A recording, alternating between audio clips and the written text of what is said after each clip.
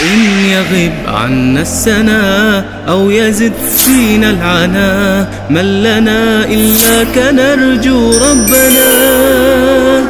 إن يغب عنا السنا أو يزد فينا العنا من لنا إلا كنرجو ربنا.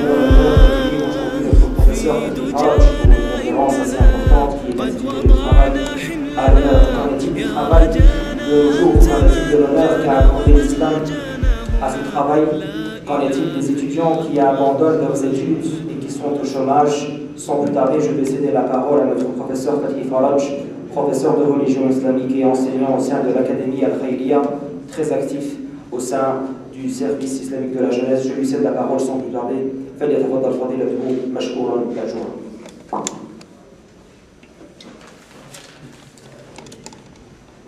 بسم الله الرحمن الرحيم والحمد لله رب العالمين والصلاة والسلام على سيدنا محمد وعلى آله وصحبه أجمعين. Nous sommes le 1er mai, c'est la fête du travail international, une fête internationale. La communauté des humains a décrété que le 1er mai sera le jour du travail, la fête du travail. Sauf que nous, les musulmans, dans l'islam, Sayyidina Muhammad sallallahu alayhi wa sallam a donné de l'importance à ce travail il y a de cela 14 siècles. Je t'amène la conférence Inch'Allah Arabie et Français, Asbaro Chouaya Inch'Allah, ce sera de l'arabe et du français.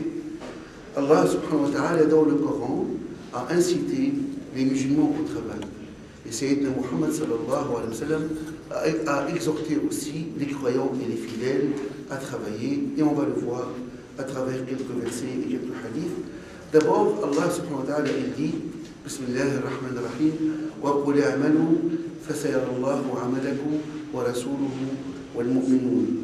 Allah il dit dans le Coran et il dit travaillez, œuvrez, Allah verra vos œuvres, votre travail, ainsi que le prophète et les croyants. Voici ici un appel évident, clair au travail. Pas uniquement travailler l'adoration, pas uniquement al-amal al-ibadiyya, mais aussi le travail pour gagner son pain, pour chercher sa subsistance. Comme Allah il dit, subhanahu wa ta'ala, à la fin de la sourate al-Jumu'ah, et juste après la prière du vendredi, il dit Bismillah ar-Rahman ar-Rahim فَإِذَا قُضِيَتِ الصَّلَاةُ فَانْتَشِرُوا فِي الْأَرْضِ وَابْتَغُوا مِنْ فَضْلِ اللَّهِ. Lorsque la prière du vendredi est finie, est faite, alors propagez-vous sur terre et recherchez la subsistance de Allah subhanahu wa ta'ala. Et on ne peut le faire qu'avec le travail. Allah aussi, il dit dans le surat al-Muzammil, concernant les gens qui n'ont pas le temps d'apprendre le Coran, de se mobiliser pour mémoriser le Coran, il dit subhanahu wa ta'ala عَلِمَ أَنْ سَيَكُونُ مِنْكُمْ مَرْضَى وَآخَرُونَ يَضْرِبُونَ فِي الْأَرْضِ يَبْتَغُونَ مِنْ فَضْلِ اللَّهِ وَآخَرُونَ يُقَاتِلُونَ فِي سَبِيلِ اللَّهِ.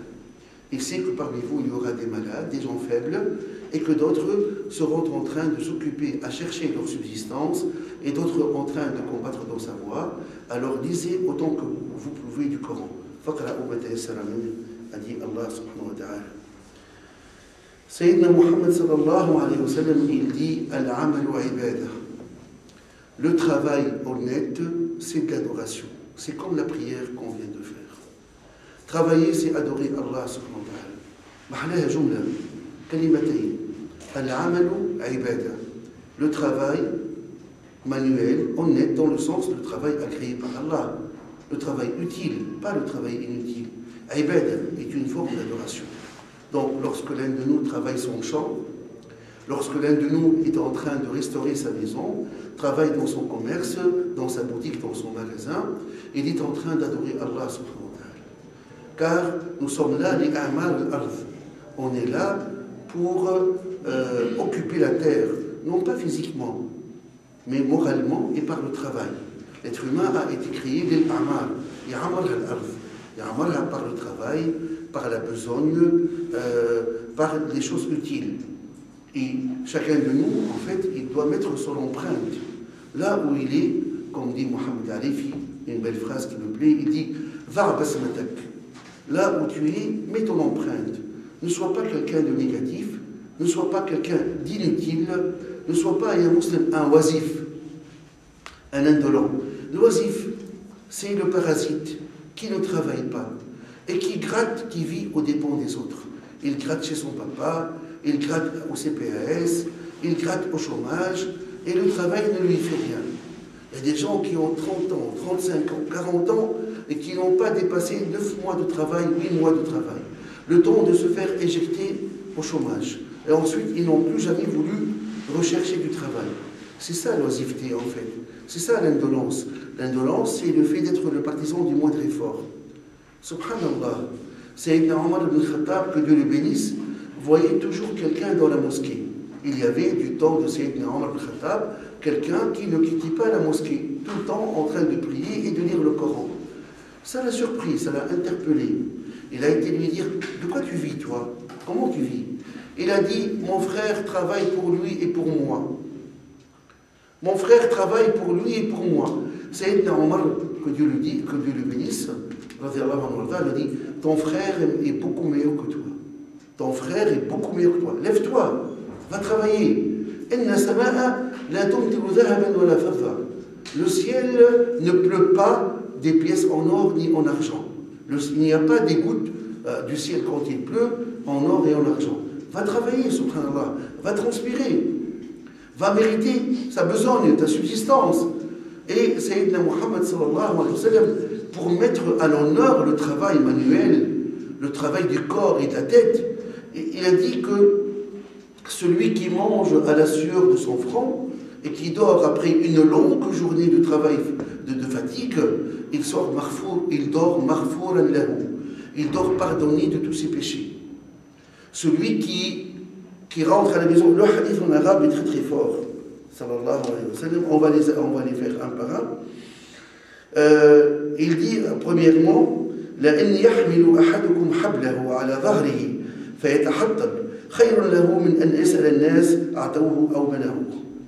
Il est préférable que l'un de vous prenne une corde sur son dos et aille chercher du bois sec dans la forêt, dans la campagne et dans le désert, puis aille vendre ce bois. C'est mieux pour lui qu'il demande aux gens, hein, il fait la quête, il fait le mendiant, peut-être qu'il lui donne, peut-être qu'il ne lui donne pas. L'humiliation de tendre la main, fils abilillah, et après il tient par la manche de la chemise. Il est préférable chez Dieu et pour vous que l'un de vous aille avec sa corde chercher du bois et casser du bois, enlever tout ce qui est inutile, qui pousse sur terre et qui pourrait servir à chauffer, à faire à manger. C'est mieux pour lui que de demander aux gens de l'aider. A dit Sayyidina Muhammad sallallahu alayhi wa sallam. ما أكل أحد طعاما قط خيرا من أن يأكل من عمل يده. Il n'y a pas meilleur repas que l'un de vous mange que celui qui mange du travail de sa main. Il n'y a pas une meilleure subsistance, un meilleur repas, une nourriture que vous mangez que celle que vous avez gagnée avec le travail de votre main, a dit Sayyidina Muhammad sallallahu alayhi wa sallam. Pour donner l'exemple, il dit وَإِنَّ نَبِيَ اللَّهِ دَاوُدَ كَانَ يَأْكُلُ مِنْ عَمَلِ يَدِهِ. Et le messager d'Allah, Sayyidina Daoud alayhi salam, le père de Sayyidina Sulayman alayhi salam, il mangeait de la sueur de sa main, du travail de sa main. Nabiyullah Daoud alayhi salam, il mangeait du travail de sa main, a dit Sayyidina Muhammad sallallahu alayhi wa sallam. Et dans le hadith, vous le connaissez la plupart, إن الله يحب العبد المحترف ويكره العبد البطال. Allah aime l'homme de métier, l'artisan. Tu dis, je suis artisan en peinture, je suis chauffagiste, je suis électricien et je suis breveté, diplômé. Masha'Allah. Inna Allah yuhib, relation d'amour, de considération de la part d'Allah. Allah considère et aime et respecte l'homme de métier, l'artisan, dans son domaine respectif. Wa yakrah al-abd al-battal. Et il déteste l'homme fainéant, déteste l'homme paresseux. Et dans les invocations que nous faisons, que Sayyidina Muhammad sallallahu alayhi wa sallam nous a apprises, on dit Allahumma inni a'udhu bika min al-hammi wal-hazan, wa a'udhu bika min al-ajzi wal-kasal, wa a'udhu bika min al-jubni wal-bukhl, wa a'udhu bika min ghalabati ad-dayni wa qahr rijal. On demande à Dieu, entre autres dans cette invocation, de nous protéger contre la paresse, contre la fainéantise. Subhanallah. Subhanallah. Al-ajzi wal-kasal, l'incapacité à faire une chose et al-kasal. On dit insan kaslan, kasoul, feignant. Vive le CPAS, 500 € par mois, 400 € par mois. Je gratte sur la société. Les gens, tu acceptes un argent pour lequel les gens travaillent pour toi? Et ta dignité d'homme, ta dignité de musulman, où est-ce que tu l'as mise? Si tu ne manges pas à la sueur de ton front. Wallahi al-Azim, je vais y revenir tout à l'heure, la paresse, la fainéantise, le chômage ne fait que des ravages et des malheurs dans les familles. Car le type ne va plus travailler, il va s'occuper de ce que fait sa femme et ses enfants. Il va tellement enquiquiner sa femme, il va tellement la surveiller, il va tellement lui faire des remarques que ça finit par des divorces. Et je connais, je vous assure qu'il y a un très grand taux de pourcentage de divorces dans les familles où l'homme ne travaille pas. Parce qu'il n'a de préoccupation à la maison que de critiquer sa femme. Chauffe le décalage, hey, hadi, et addel hadi, amal hadi. À la fin, on en a marre. Lâche-moi un peu les pédales, tu es toujours collé derrière moi. Et ça fait des divorces. Le travail est adoration, comme a dit Sayyidina Muhammad sallallahu alayhi wa sallam. Allah, il déteste l'abd al-battal, il ne l'aime pas, parce que c'est un parasite. Et parmi les, je fais un peu le lien, un peu léger le lien, je le reconnais, parmi les signes de la fin du monde, quand Sayyidina Muhammad sallallahu alayhi wa sallam répondait à la question de l'ange Jibril, quels sont les signes de la fin de l'heure, في الحديث جبريل المشهور, il disait يوم تلد الأمة ربتها وترى الحفاة العراة العالة رعاء الشاء يتطاولون في البنيان. Le jour où l'esclave donnera naissance à sa maîtresse, ça veut dire le jour où la maman sera commandée par sa fille, et la maman sera l'esclave et la fille la maîtresse qui donnent des ordres. Et que tu vois 4 catégories de gens ne pensant qu'à bâtir, à toujours bâtir. Al-Aurat, Al-Hufat, Al-Aurat, Hufat, les va-nu-pieds, on les appelle les va-nu-pieds. Al-Aurat, les dénudés, très mal habillés. Al-Alata, qui vivent aux dépens des autres, les parasites qui grattent. Les pasteurs et les bergers, qu'est-ce qu'ils pensent? Ils ne pensent qu'à acheter des briques et du ciment et du sable et à bâtir encore un étage et encore un étage. Ils ne pensent pas à la religion, à la propagation de l'islam, à défendre leur pays, à la morale, aux études, à la science. Ils ne pensent qu'à investir dans le sable, les briques et le ciment. Qui, parmi ces 4-là, les va-nu-pieds, les dénudés, les parasites, et finalement, la 4e catégorie, les anciens bergers, ceux qui vivent de leur troupeau. Sayyidina Muhammad sallallahu alayhi wa sallam, j'arrivais à ce hadith tout à l'heure, Man amsa kallan min amal yadihi amsa maghfuran lahu. Quel beau hadith. Man amsa kallan min amal yadihi. Celui qui le soir est très fatigué par le travail de sa main. Amsa maghfuran lahu.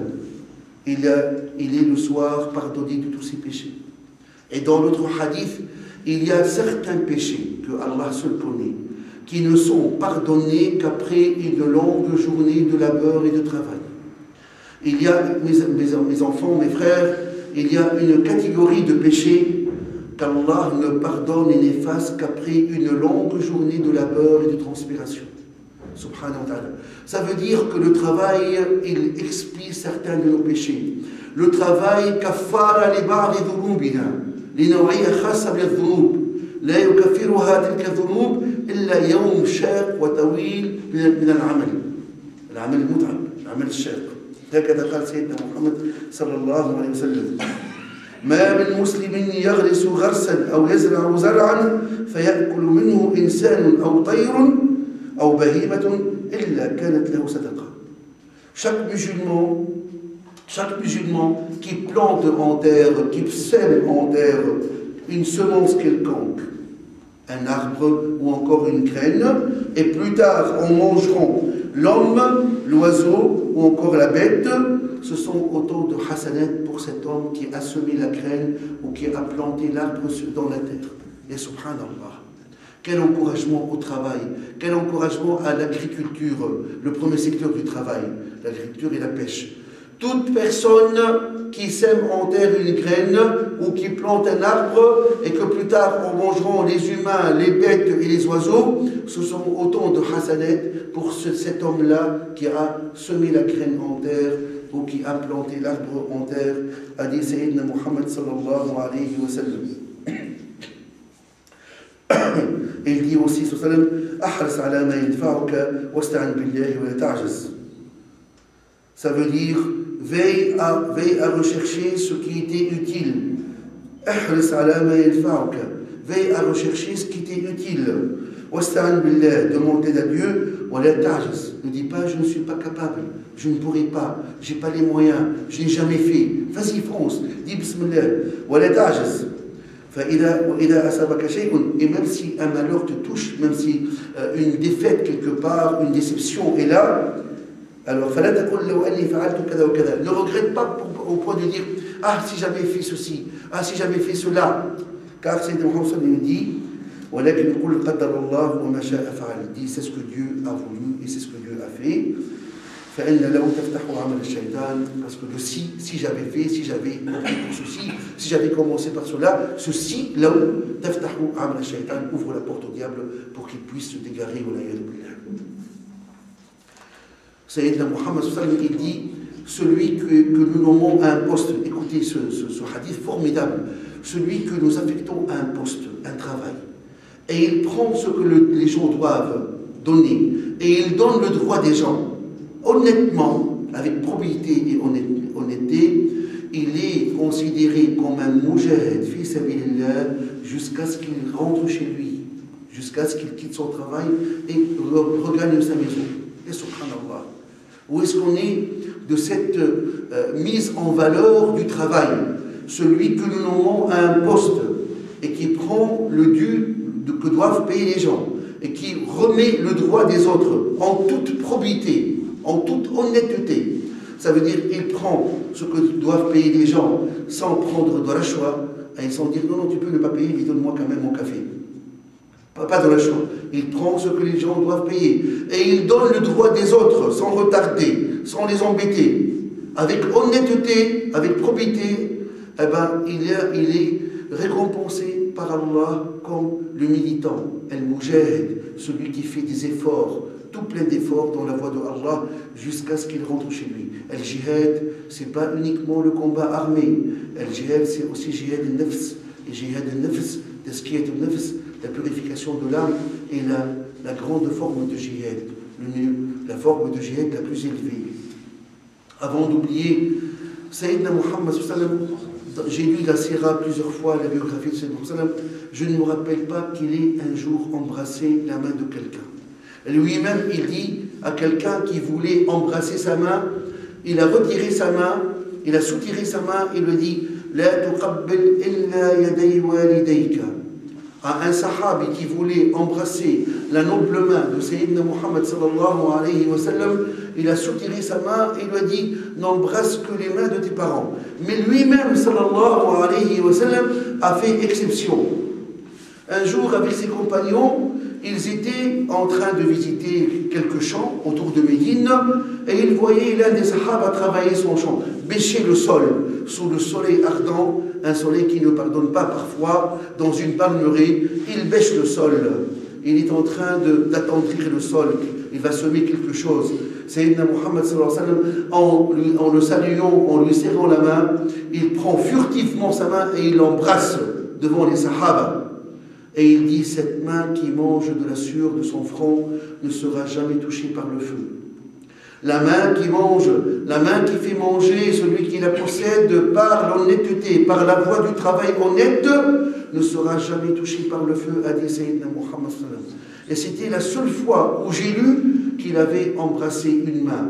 La main d'un fallah, d'un paysan qui bêche sa terre et qui vit du produit de son travail manuel, il l'a embrassé pour dire combien le travail manuel était important. Et nous maintenant, c'est la mode maintenant. On fait des petits calculs mesquins. En 2011, ici, parce que le système social le permet en Belgique, quelqu'un me disait pourquoi travailler? Papa est au chômage, maman n'a pas de revenus, il est à la maison, femme au foyer, et moi j'ai 18 ans et le CPS me donne 500 €. Et il est fier, je donne 150 à papa ou 200 et le reste est pour moi. Pourquoi faire 300 € pour toi ou 350 pour faire des bêtises? Il arrive à l'école en 6e professionnel en voiture. Et parfois il amène sa copine avec lui pour dire je vis, je m'éclate, je profite. Ça veut dire voilà quelqu'un qui gratte sur le dos de la société, qui profite du système malhonnêtement pour faire le haram et le péché. Et les collègues parfois racontent, que Dieu me pardonne pour cette médisance, mais je ne cite pas son nom, qu'au petit matin déjà il a roulé son joint et il a les yeux tout rouges et il est partout sauf en classe. Voilà ce que fait l'argent sale. Le type, il pense avoir arnaqué le système, il pense être gagnant, mais en fait il se bousille la santé, il est en train de faire du péché avec de l'argent sale, car l'argent sale ne profite pas. Mal acquis ne profite jamais. Proverbe en français, mal acquis, ce qu'on acquit par les mal, il ne profite pas. Jamais. Est-ce que vous connaissez, vous, des dealers? Est-ce que vous connaissez des vendeurs de drogue qui ramènent du hashish de là-bas et qui sont heureux ici? Regardez leur ménage, regardez leurs enfants, rien que des tamales et des problèmes. Car l'argent avec lequel ils font manger à leurs enfants, c'est plus du feu, nar, qu'ils avalent dans le restaurant. C'est du sort. Moi j'appelle ça sort, comme le riba. Sort, c'est le riba. Sort, c'est l'argent mal gagné. L'argent gagné en vendant de la drogue, l'argent gagné en brûlant les neurones de milliers, de dizaines de milliers de jeunes gens. Je ne vois pas quelqu'un qui est allé dans ce chemin et qui a gagné. Allah ne peut bénir un travail maudit, celui de vendre de la drogue aux jeunes et de cramer leur cerveau, leurs neurones.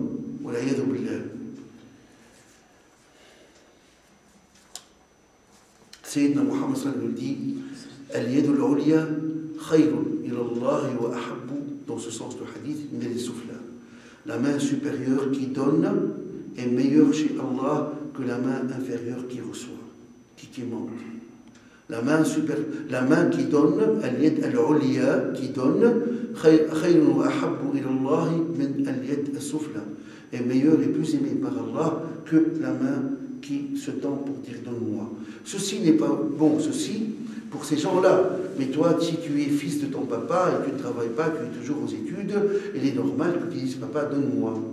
Donne-moi pour ma fourniture scolaire, donne-moi pour mon abonnement, donne-moi pour ma collation de midi, ça c'est normal. Mais à un certain âge, quand tu es en âge de travailler et tu ne travailles pas, et tu vas quémander, faire un dossier au niveau de CPS, et parfois mentir pour aller gratter sur le système. Anna, je ne dis pas ça de moi. C'est Mohamed Oujgani, l'autre jour, je lui ai traduit un serment où il a vociféré, élevé la voix, et il a stigmatisé, il s'est attaqué aux chômeurs. Il a dit l'argent du chômage est haram, carrément. Wallahi, mes enfants, je vous répète en toute honnêteté, il a dit l'argent du chômage est haram. Sauf, il a dit, pour une certaine catégorie de gens qui ont travaillé dans leur vie et que vers 50 ans ou plus, on leur a dit, ça fait la société, elle a fait faillite et on a mis la clé sous la porte et il n'y a plus de boulot sur toi. Et le type à 50 ans et plus ne sait pas se faire recycler. Il a beau aller à l'Orbem, il a beau aller dans les agences d'intérim, il n'y a pas de boulot pour son âge, il n'a pas de spécialité, il n'a pas de grand diplôme, c'est juste un manuel, et il n'est pas un technicien supérieur, et pour celui-là, il n'y a pas de chance. Mais il aura essayé pendant des années de reprendre le travail, et ça n'a pas été. Vous savez ce qu'il fait, le chômeur? Le chômeur, quand il ne travaille pas, il a de l'argent, CPS et chômage. Il va le dépenser. Dépenser dans quoi en général?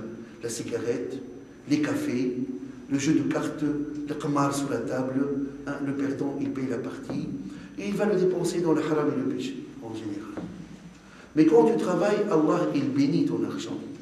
Même si tu ne touches qu'une somme petite, Allah va la bénir. Et Allah, il va bénir ton ménage. Et tu mangeras du halal, et tu mangeras de la transpiration de ton front. Un jeune homme de 30 ans, fort, masha'Allah, musclé, plein de muscles. Je vis dans le chômage. Mais tu n'as pas honte de toi? T'as vu toutes ces montagnes de muscles, de biceps, de triceps, et tu es là en train d'embêter ta femme, de lui coller derrière matin et soir. Je connais quelqu'un qui a divorcé. Ben, il m'a demandé d'intervenir entre lui et sa femme. Une histoire simple, mais combien répondue. Sa femme, elle m'a dit, en toute pudeur, comme il ne travaille pas, c'est moi son travail. Il dépose les enfants à l'école à 8h30, il rentre pour coucher avec moi. Au bout de quelques jours, quelques semaines, l'amour devient fade. L'amour physique n'a plus de sens. C'est artificiel. Il n'a rien à faire, alors on va passer à l'acte. Jusque-là.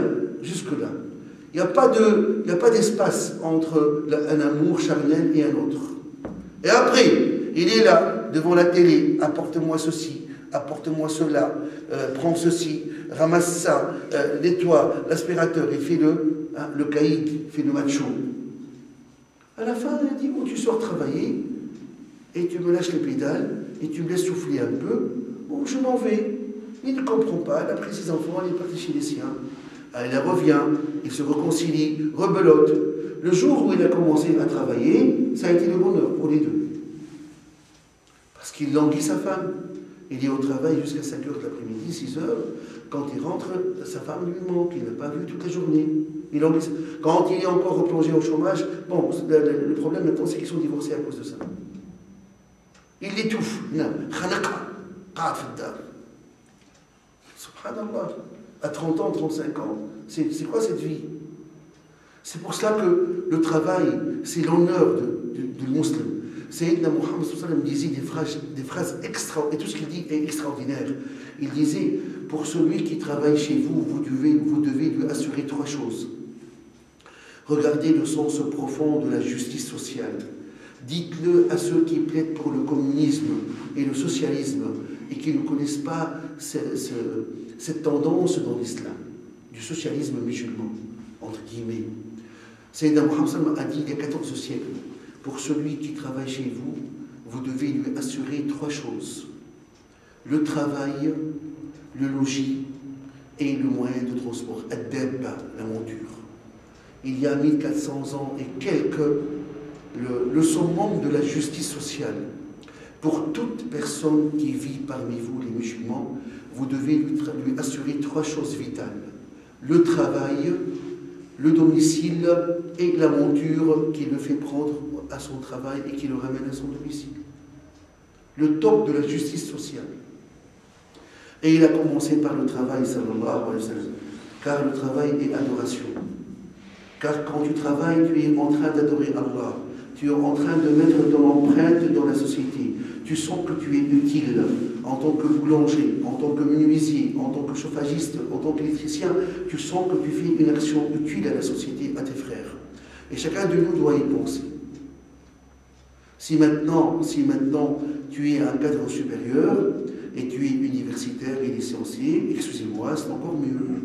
Car je le dis souvent, je me répète, car notre communauté a davantage besoin de cadres supérieurs. Des gens qui ont un diplôme de travail professionnel, il y en a, machallah, énormément. Chaque année, l'Institut des Arts et Métiers, les écoles autres secondaires, technico-professionnelles, nous font sortir des dizaines de jeunes diplômés qui sont tantôt ébénistes, tantôt électriciens, tantôt soudeurs, tantôt chauffagistes, etc. C'est bien. On l'a que les universités, les facultés, nous font sortir au compte-gouttes, je dis bien au compte-gouttes, les cadres supérieurs dont nous avons besoin. Et il y a un fossé, un manque flagrant de cadres supérieurs dans la communauté musulmane. La preuve, dans le lycée où vous avez évolué, vous êtes dans le lycée où vous avez été, dans les athénées où vous avez été, il y a plus d'élèves musulmans, mais il n'y a pas autant de professeurs musulmans. Il y a un déséquilibre entre le nombre d'élèves musulmans dans l'école. Vous étiez peut-être à 80-90% d'élèves musulmans dans votre école, mais il n'y avait pas 90% de professeurs dans toutes les sections. Il y a un déséquilibre. La preuve, une autre preuve, pour vous rapprocher un peu de quoi je vous parlais, quand vous allez dans un hôpital à Saint-Pierre, Saint-Michel ou ailleurs, il y a peut-être la moitié des patients sont musulmans, mais la moitié des médecins ne sont pas musulmans. Il y a ici un déséquilibre flagrant. Il y a peut-être dans le service d'accouchement 3/4 de musulmanes qui accouchent, mais il n'y a pas 3/4 de femmes accoucheuses ou encore, comment on appelle déjà les médecins qui s'occupent de l'accouchement? Non, plus. Les sages-femmes. Non, plus que les sages-femmes, qui sont médecins. Gynécologues. Il n'y a pas autant de gynécologues dans le service accouchement. Il y a plus de gynécologues non musulmans. Donc ici, il y a un manque, un extraordinaire manque concernant l'élite. L'élite nous manque ici. On a beaucoup de gens qui sont des techniciens de travail, des professionnels, qui ont leur CESS, 7e professionnel, mais on n'a pas malheureusement dans les mêmes proportions de gens cadres supérieurs, en médecine, dans le journalisme, dans l'enseignement, dans la politique, même dans la police, dans le corps de la police et de la gendarmerie. Il y a énormément de délinquants chez nous, malheureusement. On en voit beaucoup. Ils sont peut-être 2-3%, mais c'est ce qu'on voit le plus. Sur peut-être 100 jeunes d'obédience musulmane, il y a peut-être 1 ou 2% de délinquants, mais on ne voit que. Car eux, leurs dossiers, leurs affaires ne sont jamais classés par la justice. Et je suis assez placé pour le savoir en tant qu'interprète traducteur. On me dit que 80% des affaires qui passent par la justice concernent des musulmans. Si ce n'est pas les deux parties. La partie défenderesse et la partie demanderesse. 80%, ce qui est énorme. Pourquoi on ne s'investit pas dans le droit? Pourquoi nos jeunes ont peur d'intégrer le corps de la police, ou le corps encore de la gendarmerie, ou encore le droit, pour être des juges, pour être des qavis, des magistrats, etc. Je ne comprends pas. On flippe toujours de côté police. Le policier fait son boulot comme les autres. Moi, je préférerais mieux que ce soit toi, policier, qui m'arrête. Au moins, tu ne me diras pas ça le bougnoul et tu ne me cracheras pas en disant au moins, toi, tu me respecteras. Hein? Je préfère que ce soit toi, le prof d'histoire, qui donnera cours à mes enfants. Comme ça, tu fais la part des choses. Et quand, en deuxième secondaire, il y a le programme de la religion islamique, tu donneras une bonne leçon aux enfants en tant que prof d'histoire pour leur expliquer ce que c'est objectivement l'islam. Pas comme les non-musulmans qui disent à nos petits, c'est une secte. Hein, l'islam est une secte. Il y a quelques professeurs non-musulmans qui apprennent aux enfants en deuxième secondaire où ce cours est obligatoire, l'enseignement de la religion islamique, c'est une secte. Et alors je ne vous dis pas les préjugés, les versets qui tirent du Coran, de leur contexte et toutes les bêtises qu'ils peuvent dire sur Sayyidina Muhammad sallallahu alayhi wa sallam. Voilà donc en quelques mots le droit, le travail à l'honneur, travailler. La vie, elle passe très vite. Hein. Celui qui travaille mourra, et celui qui chôme, qui fait le feignant, le paresseux, mourra aussi. Mais là, il aura vu ses péchés effacés par le travail, par la sueur de son front. Là, chaque soir, quand il rentre fatigué de son travail, Allah lui a déjà pardonné tous ses péchés. Celui-là même, Allah va bénir son argent, et tout argent, tout euro qu'il dépensera pour sa famille sera une sadaqa, et l'autre qui vit sur le chômage, sur le CPS, est un gratteur, est un oisif, est un paresseux, est quelqu'un qui comme une limace, comme une sangsue, qui suce le genre de ceux qui travaillent. Son argent n'est pas béni, il a tendance, son argent ne lui profitera pas, et ses péchés sont toujours là, et peut-être même qu'à cause de cela, ses péchés vont augmenter à cause de l'argent sale qu'il touche sans vouloir travailler. Et subhanallah, alors je m'étonne d'entendre quelqu'un qui se lève à midi. Alors je vais toute la nuit, hein, les gens du café, les haïtistes et les muristes, comme on se plaît à les appeler, ceux qui tiennent les murs, haït, hein, les haïtistes ou encore les muristes. Je me lève à 2h de l'après-midi. En te levant à 2h de l'après-midi, tu vas te chercher du travail. Sayyidina Muhammad sallallahu alayhi wa sallam dit que ce monde et la subsistance halal dans ce sens, elle est donnée les mubakkiri, à ceux qui se lèvent tôt. Ceux qui, juste après la prière du sabah, vont chercher du travail, hein, vont bêcher leur terre, vont travailler quelque part s'ils trouvent du travail. Ce monde est donné à ceux qui se lèvent tôt, pas à ceux qui se lèvent tard, très tard. Au-delà de 10h, de 11h, de minuit, de midi, qu'est-ce que j'en sais. Le monde maintenant est devenu un peu à l'envers pour certains. Leur vie est devenue diurne, la nuit, nocturne, pardon, et le jour ils dorment. Il y a certains jeunes qui, le jour, dorment dans l'activité dans le domaine de l'activité diurne, le jour ils dorment, et le soir ils veillent. Ils veillent énormément. Avec je ne sais pas dormir très tôt, je dois veiller très tard. C'est normal, tu ne travailles pas. La nuit n'est pas, à mon avis, la nuit n'est pas bonne conseillère. La nuit n'est pas bonne conseillère pour ceux qui ont renversé leur vie et qui vivent la nuit et dorment le jour. Dans tous les sens. Dans tous les sens du mot, la nuit n'est pas bonne conseillère. Allah, dans le Coran, dans la sourate Ahmed Saloun, il dit وَجَعَلْنَا نَوْمَكُمْ سُبَاتًا وَجَعَلْنَا اللَّيْلَ لِبَاسًا وَجَعَلْنَا النَّهَارَ مَعَاشًا. Nous avons fait de votre nuit, de votre sommeil, une cessation d'activité. Nous avons fait de la nuit un voile pour le repos. Et nous avons fait de la journée un moment d'activité. Nous avons fait de la journée un moment d'activité. Et de la nuit un moment de repos. Et de votre sommeil un moment de cessation d'activité pour le repos. Tout simplement. Certains jeunes renversent les vapeurs maintenant. Ils vivent la nuit comme les adorateurs de Belzébuth, de Lucifer. On nous a montré une émission il y a quelques mois en Égypte de jeunes gens qui s'habillent tout en noir et qui font des trucs, font sortir leurs sourcils ici et qui commencent à sortir à partir des 10 heures du soir. Ils vivent la nuit et le jour ils dorment. Adorateurs de Lucifer, adorateurs de Satan. En ce siècle, on a commencé par cela. On retourne pire que les mouchlikines de la Mecque, à l'époque de Sayyidina Mohammed. Obed Hashaitan, les adorateurs de Lucifer, de Belzébuth, de Satan. Des vêtements tout à fait noirs, ils sortent la nuit, ils vont dans les boîtes, et ils se droguent, et ils font entre eux des trucs pas bien, des orgies sexuelles, etc. Et le jour, ils vivent. Ce sont les quelques nantis de familles riches qui s'ennuient, les pauvres. Ils ont trop d'argent. Leur vie est trop bourgeoise. Ils s'ennuient. Alors ils se sont créés un nouveau mode de vie. Adorateurs de Satan.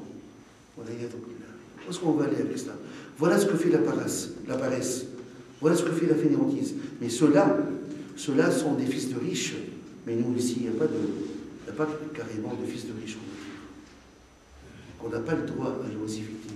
Ton papa, il est venu du bled pour travailler très dur ici, pour vous assurer le confort maximum, pour acheter la maison là-bas et ici pour vous.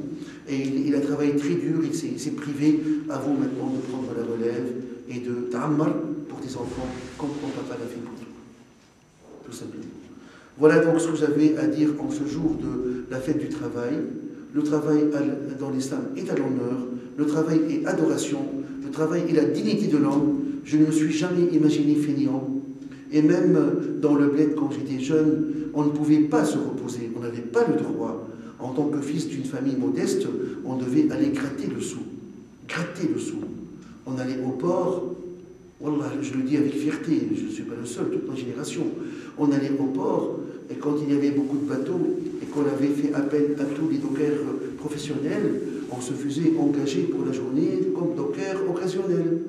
Et on portait les sacs de ciment sur le dos, on déchargeait le bateau. À l'époque, il n'y avait pas les palettes, il n'y avait pas les conteneurs, sac par sac. À la fin de la journée, au bout de 12 heures de travail, il y avait plus de ciment sur le visage et le corps et dans les narines et dans les yeux qu'autre chose. Et on ne se plaignait pas, on se battait le matin à 5 heures du matin pour avoir un ticket pour rentrer pour la journée. Et quand il n'y avait pas de navire dans le port pour faire le docker occasionnel, on allait gratter les moules avec une grosse fourchette. On rentrait dans le port, là où il y allait jeter, on grattait les moules pour aller les vendre dans les restaurants à touristes. On ne pouvait pas rester inactif, impossible. Je ne vais pas dire à ma mère qui était veuve, donne-moi les prix de baskets. Elle n'avait pas les moyens. Des baskets de l'époque, hein, pas les baskets Nike de maintenant. Les baskets de l'époque, à 5 dirhams, à 7 dirhams la paire. On ne pouvait pas se les offrir, croyez-moi. On travaillait toutes sortes de travaux. Le voisin, il va faire une dalle, on était là. Tout le quartier était là le lendemain. Il n'y avait pas de machine pour faire déverser le béton. on devait mélanger du béton toute la journée. On travaillait. Le béton, dans le port, dans la mer, on faisait tous les travaux possibles. Je ne me rappelle pas de mon époque, à mon âge, à votre âge, étant élève à l'école, dans une section maths forte, etc., je ne me rappelle pas avoir méprisé et repoussé un travail manuel qu'on m'avait proposé. On le cherchait désespérément. Et maintenant, on est là, on glande, excusez-moi le mot, est un peu peut-être fort, on est là, on glande. Tout doucement le matin, pas trop vite le soir. Ça, c'est la devise des jeunes maintenant. Compartez-le. Tu peux faire les deux en parallèle. Et il y a de ceux qui le font. Les études et le travail en parallèle, ils réussissent. Regardez vos frères qui viennent du Maroc. Regardez les chercheurs à l'ULB. Regardez vos frères qui sont ici enseignants du cours d'arabe. Ils font une formation ici à l'ULB et ils travaillent en même temps. C'est extraordinaire. Le dimanche, ils vont travailler, le dimanche à l'abattoir, et on lui dit, alors qu'ils sont des étudiants, de futurs médecins, de futurs, je ne sais pas moi, magistrats, de futurs journalistes. Alors ça, il y a un ennemi. Tu peux. C'est juste une question d'organiser son temps, de se dire je suis capable, tout simplement. Mais il y a 24 heures dans la journée, 24 heures mes enfants. Si on enlève les 7 heures, 8 heures de sommeil, il t'en reste encore 16. Qu'est-ce que tu vas faire avec ces heures dans la journée si tu ne travailles pas? Subhanallah. Voilà donc une invitation au travail. Le travail, c'est une libération, ça te libère. Quand tu travailles, tu te libères. Tu te libères, pardon. C'est toi qui donnes, c'est toi qui vas aider maintenant. C'est toi qui vas acheter à ton petit frère ce que ton papa ne peut pas lui offrir. Le vélo que tu voulais, ou autre chose, tu peux t'offrir à ce moment-là. Les affaires, le PC que ton papa ne pouvait pas t'offrir par le passé, c'est très cher maintenant. Les prix, alhamdoulilah, sont revus à la baisse. Tu peux t'offrir en travaillant. Beaucoup de choses. Tu peux t'améliorer en travaillant. Le travail, c'est adoration. Le travail, c'est libération. Le travail, c'est émancipation. Le travail aussi, c'est une source non négligeable de revenus, subhanallah, pour vous, qui êtes pris en charge par vos parents. C'est pour ça que je m'étonne de voir des gens qui méprisent le travail. Quant à maintenant à la question canonique, franchement, je me dis, la question, je travaille en noir et je touche le chômage. Anna, je dis que cela est haram. Nous sommes des musulmans avant toute chose. Le musulman, il est honnête là où il est. Tu touches le chômage et tu vas travailler dans le noir, bien. Si nous voulons être citoyens à part entière, nous devons l'être en tant que musulmans. Je ne peux pas dire je suis musulman dans la mosquée, je suis musulman fidèle dans la mosquée, mais avec le système social, je ne suis pas musulman honnête. Je triche avec le système. Voilà. Ce débat houleux a été répété plusieurs fois. Est-ce qu'on peut voler l'État non musulman? Est-ce qu'on peut se permettre d'arnaquer, de tricher avec un État non musulman? La réponse de tous les savants est non. Car en tant que musulman, tu l'es partout. Tu l'es chez toi, et dans la rue, et dans le travail, et dans la société. Ça, c'est la probité. Ça, c'est l'honnêteté. Ça, c'est l'honneur du musulman de pratiquer sa pudeur de musulman, sa dignité de musulman partout où il est. Tout simplement. On ne peut pas avancer dans une société où les gens trichent avec le système. Imagine que tu as une grande usine et tu tiens 2 registres.